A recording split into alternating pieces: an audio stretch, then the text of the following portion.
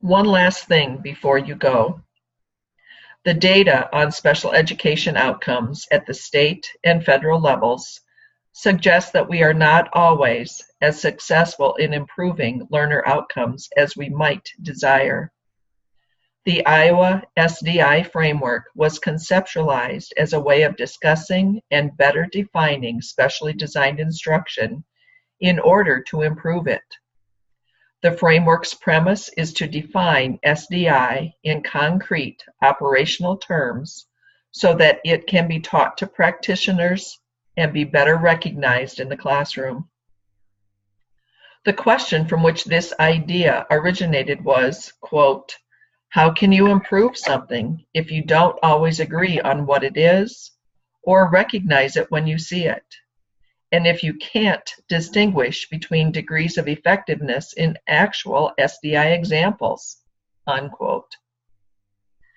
The SDI framework begins to define this very complex subject by breaking SDI into 4 components: diagnose for instructional design, design for instructional delivery, deliver for learner engagement, engage for learner results. Each of these components, in turn, has been broken down into critical features. The SDI framework has defined the integration of the major components as a critical requirement of SDI. Each component is viewed as a necessary but not sufficient element in the effort to provide effective specially designed instruction for each and every learner with an IEP. The integration of each component with the others requires a specific, targeted connection among components, with the application of data collected from one component used to inform and guide the next. For example, the data collected in the diagnose phase must be used in a specific, targeted way to determine goals for the unique needs of the learner, along with the setting, curriculum, and instruction that will be provided to him or her.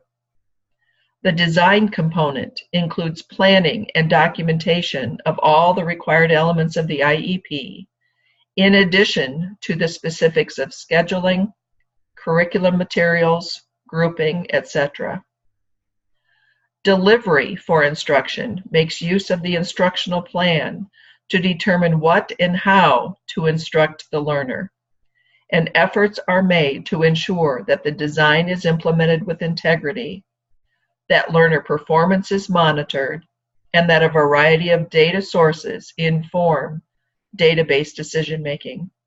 Again, the ultimate intention of all this work is to assist the learner in meeting his or her unique goals and to enhance his or her long-term outcomes.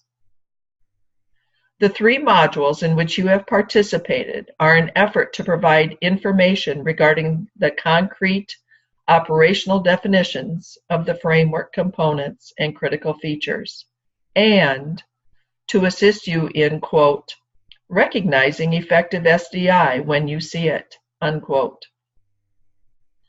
The intended application of your learning from these modules may be to improve your own practice, to collaborate along with other practitioners to improve your shared practice, and or to serve as a coach for another practitioner who is attempting to improve his or her implementation of specially designed instruction.